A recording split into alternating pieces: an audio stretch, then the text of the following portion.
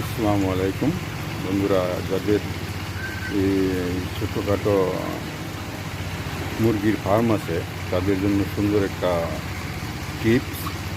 এখানে আমি ইনশাল্লাহ আমার ফার্মের এমন, যেমন ভিতরে এয়ার কন্ডিশনের মতো এমন ঠান্ডা করে রাখছি।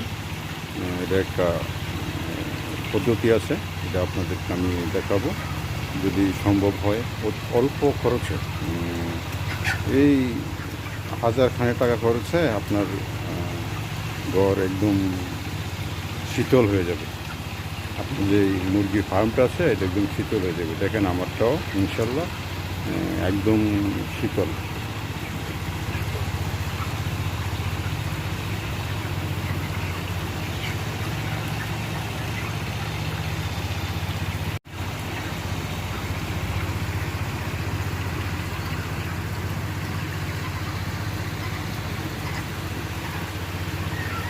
তো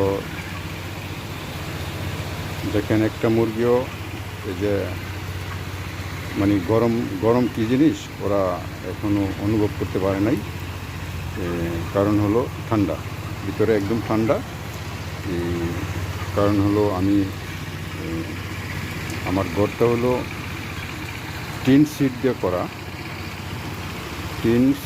করা। তো এই জন্য আমি করছি কি, টিনের উপরে একটা পাইপিং সিস্টেম করছি। তো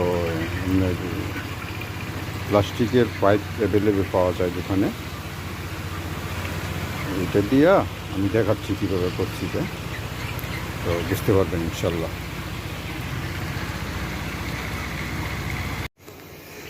দেখেন এই যে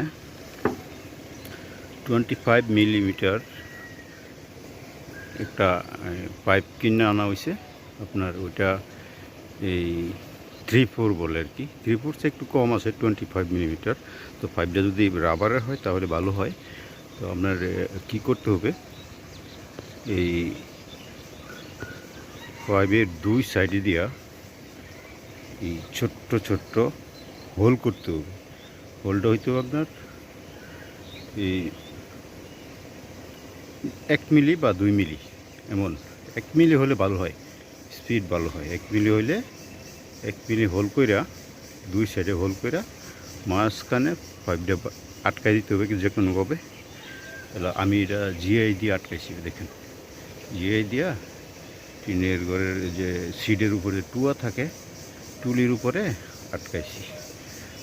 এই যে এত এইভাবে আটকায় দেওয়ার পরে দেখেন ঝর্ণার মতো কি সুন্দর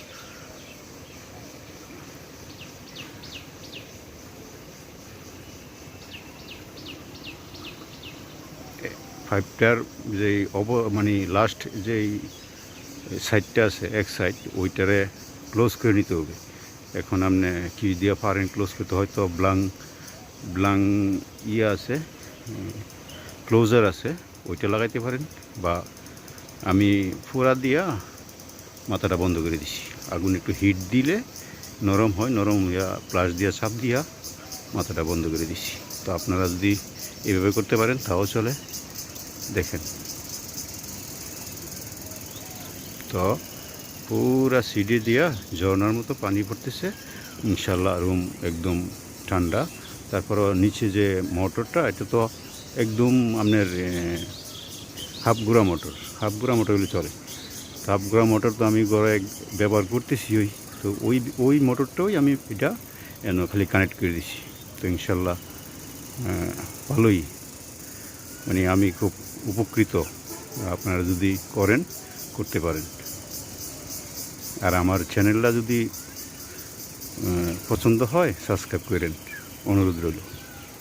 আসসালামু আলাইকুম। এই হলো আমার মোটরটা, একদম সিম্পল, হাফ গোড়া মোটর।